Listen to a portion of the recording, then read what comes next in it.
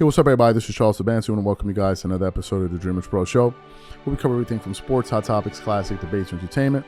And we give you guys a fresh perspective on things and how we see them. And today we got a pretty interesting show for you guys. Before we get into it, please make sure you like the video and sub to the channel if you haven't already. Now, let me get into this here. As y'all know, the Lakers had a disappointing loss yesterday against the Memphis Grizzlies. And now that series is tied 1-1. I actually saw the entire game. I was a bit surprised that the Lakers lost that game, and I actually thought that they were going to be able to make a run in that third quarter when the game got down to, I believe, 5 or 7 points. But the Memphis Grizzlies kept fighting. They kept on making shots, and they fought, and they gutted out that win, right? They got a pretty good win.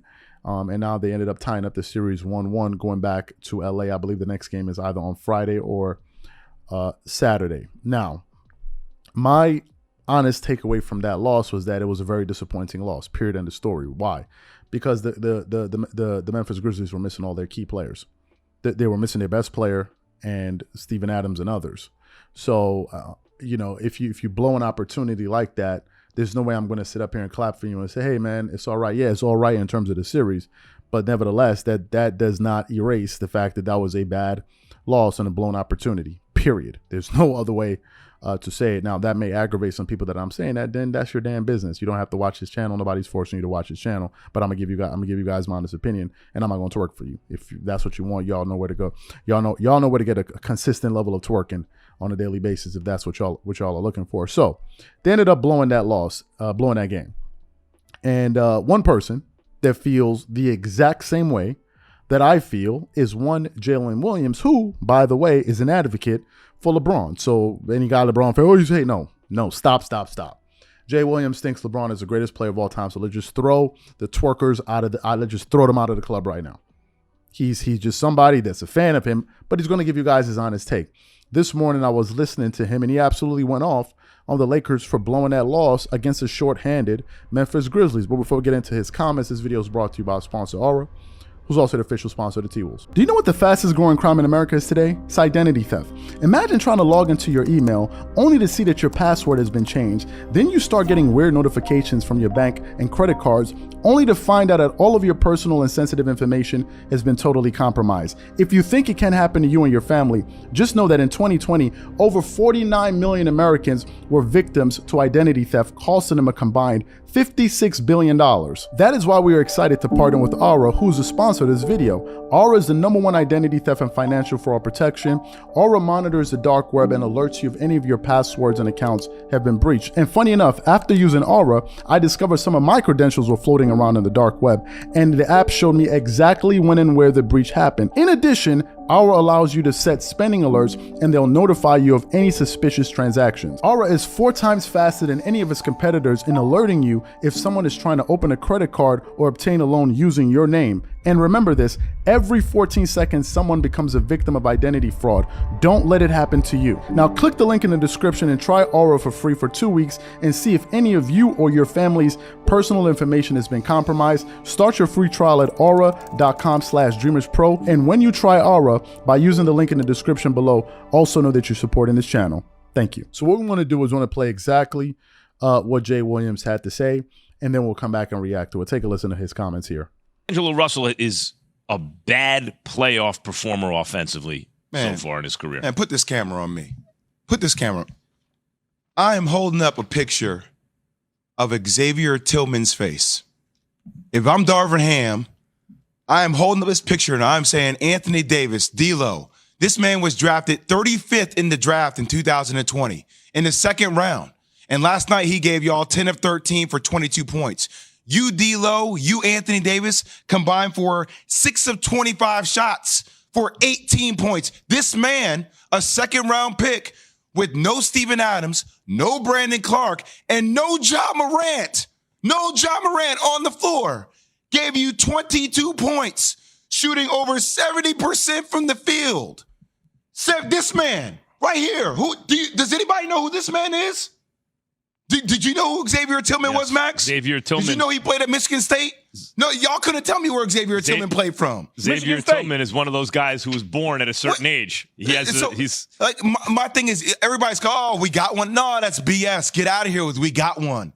You had 2 days off. 2 days off, Key. And the one thing you need for Anthony Davis and LeBron James at their age and their style and how fragile we worry about AD and the durability of that is you needed to get this one last night to go back to LA to try to close this one out as soon as possible so you can rest and get yourselves prepared for the winner of Sacramento and Golden State.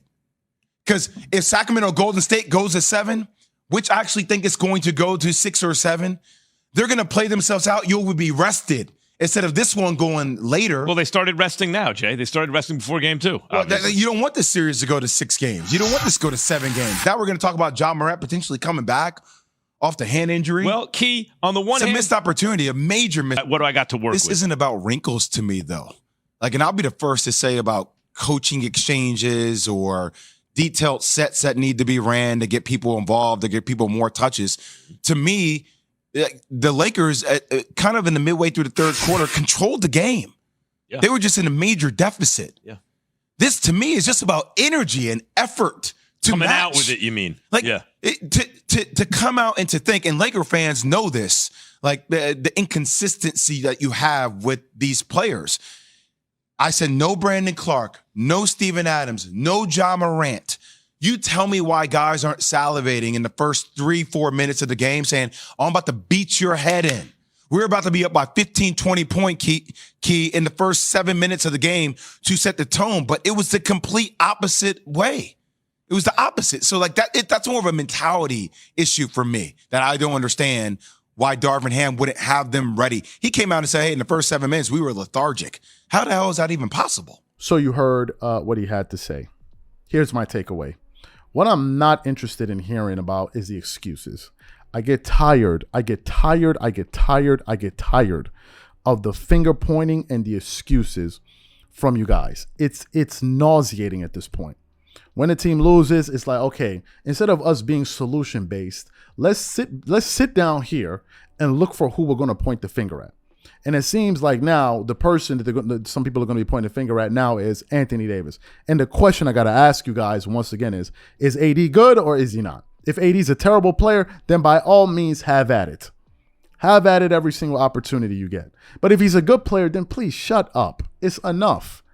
Because it's quite nauseating listening to people who in one breath will sit up there and twerk it up for AD when he has a monster game, and in the very next game, turn around and start criticizing him and questioning whether or not Anthony Davis has what it takes to play. Make up your mind with it. Make up your mind, because it's always like an easy out. Like, well, you see, I told you. No, you didn't tell me anything. You didn't tell me anything. To me, all I want to hear right now is what are the resolutions that we're going to look to put in place in order not to repeat this result. That's all that really matters. All this other stuff about blaming this guy and blaming that guy, it is irrelevant. It's not going to change a damn thing. It's not going to make us go back and rewrite history. The question is, what's the thing? What are we going to do moving forward? In this particular case, when we're looking at the Lakers, one thing that needs to be changed immediately is the attitude. They need to go out there focused, understanding that this team is desperate. They are desperate. And the guy that's always desperate can always catch the guy that's always lacking.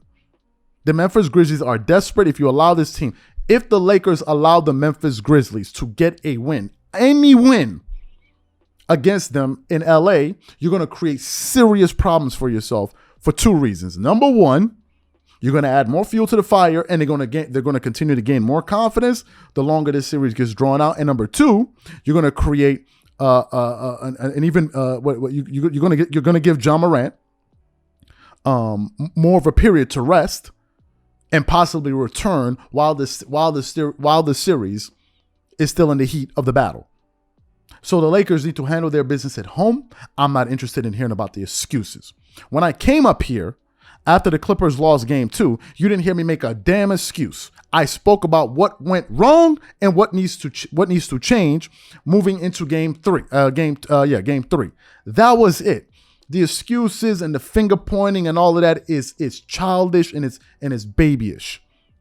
It's babyish. It's like something kids do. Oh, they throw up their hands and start screaming. Who do we blame? It's like, how about we just play better and not look for who we're going to blame? Because that kind of stuff, I think, tears a team apart. Who the hell wants to have a teammate I'll be working with someone that's all smiles when things are going well, and in a minute something goes wrong, this guy wants to start pointing fingers. Well, it's your fault. Get this clown out of here. It's either we're in this together or we're not. And with the Lakers, man, it gets annoying. I listened to Keyshawn this morning. Well, we got to look at AD. It's like, yo, enough is enough with it. Enough. How about they just lost as a team? How about the solution is they go out there, try to figure it out, and play better, and stop making excuses and look for who to blame. Enough is enough with it, man. LeBron has some. What did he score in that game? He scored. What did he have? 28 points, 12 rebounds, 3 assists, shot 75% from the field, from the three, 12% from three, 52% from the field. That's great, but these are irrelevant numbers. You know why? Because they lost. They lost. It's irrelevant. They lost. It's all about wins and losses, not stats. It's about wins and losses. I could give a damn about his stats. The same way I could give a damn about Kawhi Leonard's 31 when they lost. He lost. Let's focus on the solutions moving forward. Period. If you think this analysis is a little bit too gully for you, it's not sensitive the way you like it, I'm not twerking the right way for you guys, you know what to do. They got a lot of platforms that will give you guys a full dose of it.